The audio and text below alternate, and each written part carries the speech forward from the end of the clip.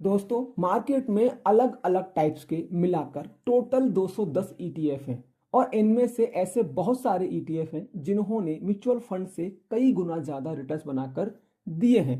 कुछ ईटीएफ ने तो एक साल में 90% और 100% से भी ज्यादा के रिटर्न बना करके दिए हैं। अब इतने सारे ईटीएफ्स में से कुछ इंपोर्टेंट पैरामीटर के बेसिस पे टॉप 3 बेस्ट ईटीएफ्स को शॉर्टलिस्ट करेंगे जिनमें आप निश्चित होकर लंबे समय के लिए इन्वेस्ट कर सकते हैं। पर अगर आप हमारे चैनल के रेगुलर व्यूअर हैं तो आपको पता होगा हम किसी भी म्यूचुअल फंड को डिस्कस करते हैं या किसी भी स्कीम को डिस्कस करते हैं तो ओवरऑल हम उस सेक्टर को और उस स्कीम के एडवांटेज एंड डिसएडवांटेज को डिटेल में डिस्कस करते हैं जिससे आपका नुकसान ना हो और उस स्कीम या म्यूचुअल फंड या किसी अदर चीज को लेके आपके मन में कोई डाउट ना रहे। दोस्तों ईटीएफ मार्केट में इतना ज्यादा पॉपुलर होते जा रहे हैं कि आप यह डेटा देखकर हैरान हो जाएंगे।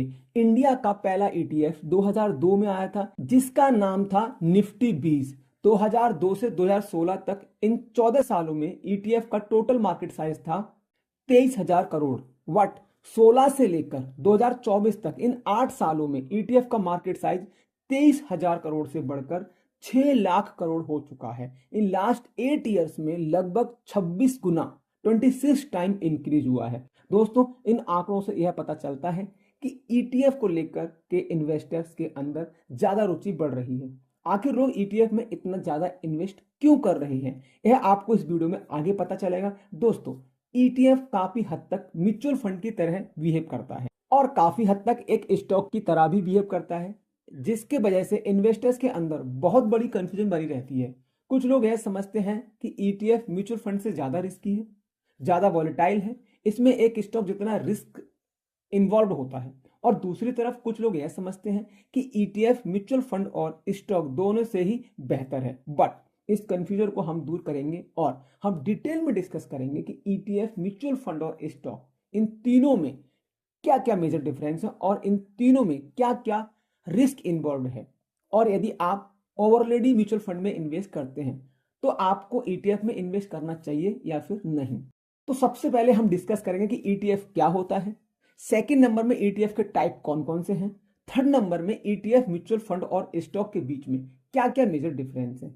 एंड फोर्थ नंबर में टोटल 210 ईटीएफ में से कौन से भी टॉप 3 ईटीएफ हैं जिनमें आप लॉन्ग टर्म के लिए इन्वेस्ट कर सकते हैं। इन सभी पॉइंट्स को हम डिटेल में डिस्कस करेंगे और यह मेरा दावा है कि अगर आप इस वीडियो को एक बार एंड तक देख लेते हैं तो ईटीएफ से रिलेटेड आपके मन में कोई भी डाउट नहीं रहेगा। तो मैं उम्मीद करता हूं कि आप इस वीडियो को बिना स्किप किए हुए एंड तक देखेंगे। यदि आपको यह वीडियो पसंद आता है तो आप हमारी मेहनत के लिए एक लाइक जरूर कीजिएगा और यदि आप हमारे चैनल पे नए हैं तो चैनल को इसी तरीके के नॉलेजेबल वीडियो के लिए सब्सक्राइब जरूर कर लें। तो चलिए वीडियो को स्टार्ट करते हैं। ईटीएफ यानी कि एक्सचेंज ट्रेडेड फंड। ईटीएफ को समझने के लिए in shorts index mutual fund को समझ लेते हैं क्योंकि ईटीएफ काफी हद तक इंडेक्स म्यूचुअल फंड की तरह ही बिहेव करता है। दोस्तों बेसिकली म्यूचुअल फंड कंपनी अलग अलग इन्वेस्टर से पैसा कलेक्ट करती हैं और इस फंड को मैनेज करने के लिए एक प्रोफेशनल को हायर करती हैं जिसे हम फंड मैनेजर कहते हैं, जिसकी स्टॉक मार्केट में एक्सपर्टीज होती है। फंड मैनेजर अपने नॉलेज के बेसिस पे अपने इन्वेस्टर के पैसे को एक स्ट्रेटजी के माध्यम से बहुत सारी अलग अलग कंपनी के स्टॉक्स में इन्वेस्ट करता है जिससे एक वेल डाइवर्सिफाइड पोर्टफोलियो बनता है। और फंड मैनेजर का मेन अप्रोच होता है कम से कम रिस्क में बेहतर रिटर्न बना करके देना और म्यूचुअल फंड कंपनी इसके बदले एक फी चार्ज करती है जिसे हम एक्सपेंस रेशियो कहते हैं और इसको हम लोग बोलते हैं एक्टिव म्यूचुअल फंड, जहां फंड मैनेजर और उसकी टीम की ज्यादा इन्वॉल्वमेंट होती है।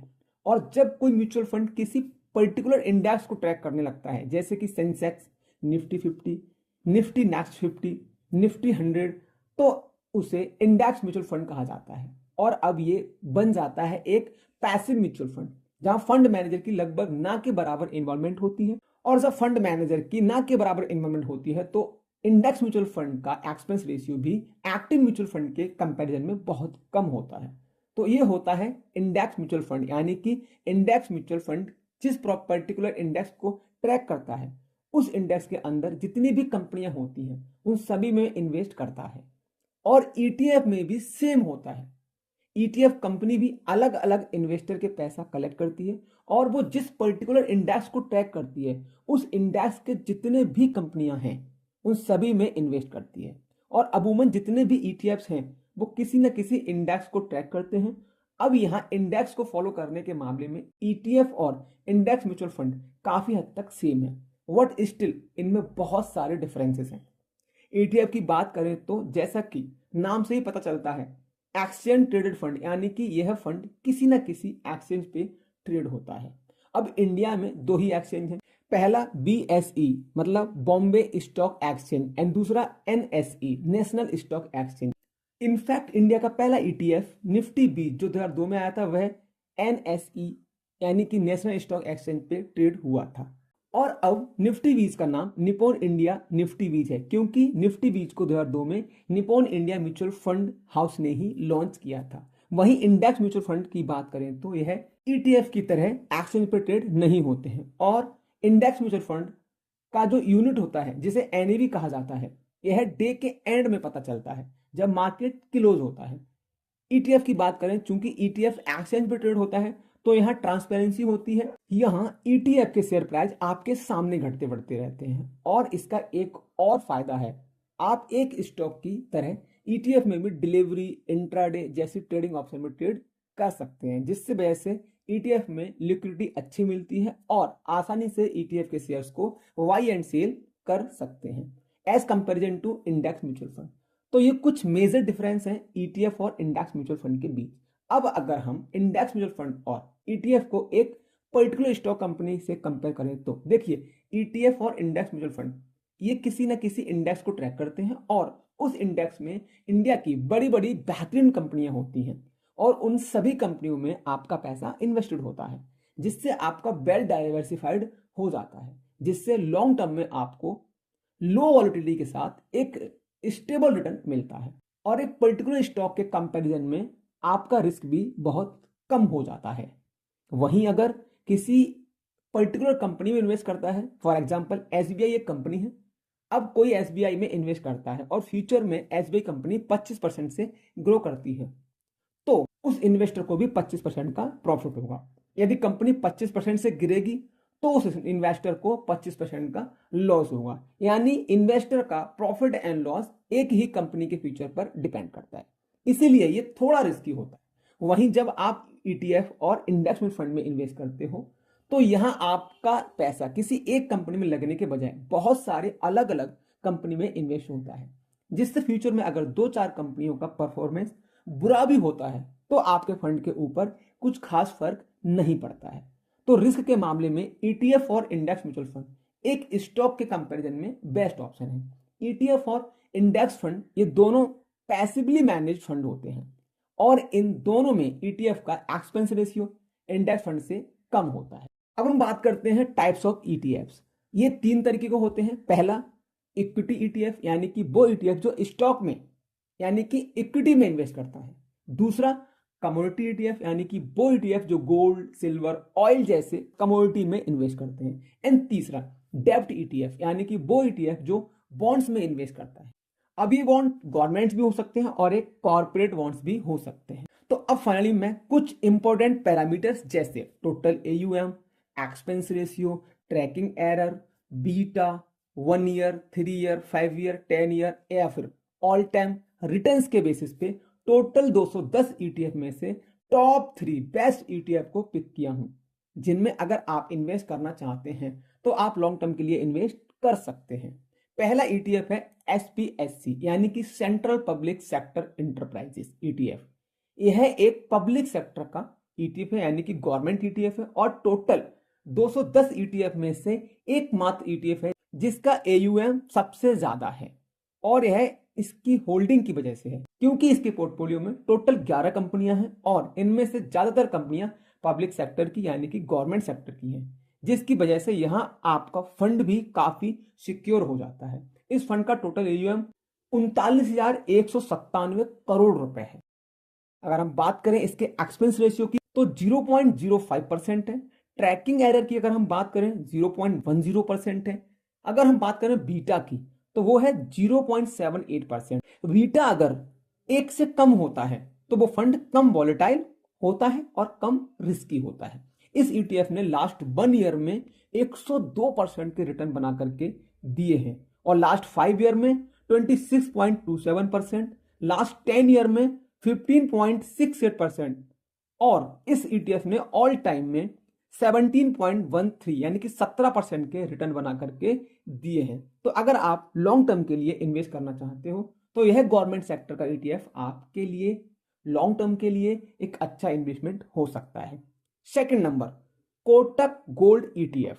अब यहां मैंने गोल्ड ईटीएफ को क्यों पिक किया है ये जानना बहुत जरूरी है। देखिए, घर पे फिजिकल गोल्ड को स्टोर करना काफी ज्यादा रिस्की हो सकता है और यदि आप बैंक में एफडी कराते हैं, वहां लॉकर लेकर अपने गोल्ड को स्टोर करते हैं तो आपको बहुत बड़ा अमाउंट पे करना पड़ सकता है। वहीं अगर आप गोल्ड ईटीएफ में इन्वेस्ट करते हैं तो यहां आपको रिटर्न भी ज्यादा मिलता है और स्टोरेज का भी झंझट खत्म हो जाता है। और गोल्ड ईटीएफ में इन्वेस्ट करना उतना ही रिस्की है जितना आपके घर पे रखे फिजिकल गोल्ड में उसके फ्यूचर प्राइस को लेकर रिस्क है। और गोल्ड ईटीएफ का इक्विटी मार्केट से कोई लिंक नहीं है। गोल्ड ईटीएफ केवल गोल्ड के प्राइस को ट्रैक करता है। तो अगर आपको लगता है कि गोल्ड ईटीएफ इक्विटी मार्केट जितना रिस्की हो सकता है तो ऐसा बिल्कुल नहीं है।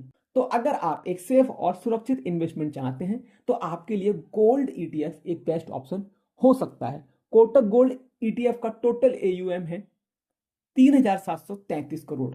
एक्सपेंस रेशियो की बात करें 0.16% है। ट्रैकिंग एरर 0% है क्योंकि गोल्ड ईटीएफ गोल्ड के प्राइस को ट्रैक करता है जो इससे इंडेक्स के रिटर्न और उसके रिटर्न के बीच कोई गैप नहीं रखता है, इसलिए ट्रैकिंग एरर 0 है। बीटा है नेगेटिव 0.03%। बीटा जनरली 1 से कम होना चाहिए और ये जितना कम होता है उतना बेहतर होता है। अब बात करें कोटक गोल्ड ईटीएफ के 1 ईयर रिटर्न्स की तो 16.16% के 1 साल के रिटर्न दिए हैं। 5 सालों में बात करें तो 16.70%, 10 सालों में बात करें तो 8.90% और अगर हम इसके लाइफ टाइम की बात करें तो 12.20% का रिटर्न बनाकर दिया है। और इस फंड का डेली वॉल्यूम यानी कि लिक्विडिटी हाई है। एंड हमारा थर्ड ईटीएफ है Nippon India ETF Nifty mid cap 150 जो कि एक मिड कैप कैटेगरी का ईटीएफ है। इस फंड का टोटल एयूएम 1,378 करोड़ है। एक्सपेंस रेशियो 0.12% है।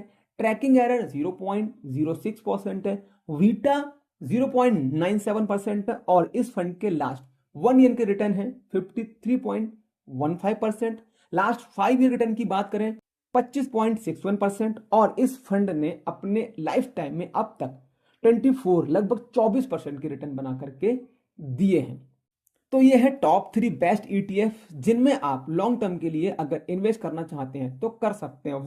बट अगेन ये कोई रिकमेंडेशन नहीं है, ये सारे ईटीएफ मैंने सिर्फ और सिर्फ एजुकेशन पर्पज के लिए और आपको समझाने के लिए बताए हैं। आप जिस भी ईटीएफ में इन्वेस्टमेंट करें आप खुद से उसका रिकॉर्ड चेक करें, रिसर्च करें, अपने फाइनेंशियल एडवाइजर से सलाह जरूर लें, उसके बाद ही अपने रिस्क और रिवॉर्ड के बिहाफ पे इन्वेस्टमेंट करें। अगर आपके मन में इस वीडियो के रिगार्डिंग कोई क्वेश्चन है तो आप नीचे कमेंट सेक्शन में पूछ सकते हैं। तो आई होप कि आपको ये वीडियो पसंद आया होगा।